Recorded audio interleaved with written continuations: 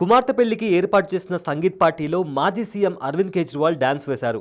ఈ video social మీడియాలో తెగ వైరల్గా మారింది. ఢిల్లీ మాజీ ముఖ్యమంత్రి అరవింద్ కేజ్రీవాల్ కుమార్తె హర్షిత్ వివాహం అంగరంగ వైభవంగా జరిగింది. కాపుర్తల హౌస్లో జరిగిన ఈ వివాహ వేడుకకు చాలామంది ప్రముఖులు, రాజకీయ నాయకులు హాజరయ్యారు.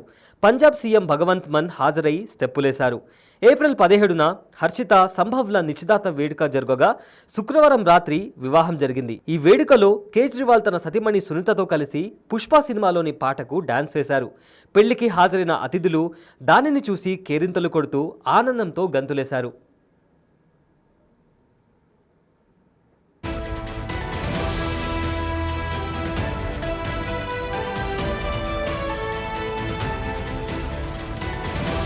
ఆ తర్వాత పంజాబ్ ముఖ్యమంత్రి భగవంత్ మాన్ కూడా వేదికను పంచుకున్నారు. ఇలా స్పెషల్ అట్రాక్షన్గా మారిన వీరి డాన్స్ వీడియో ఇప్పుడు సోషల్ మీడియాలో వైరల్గా మారాయి.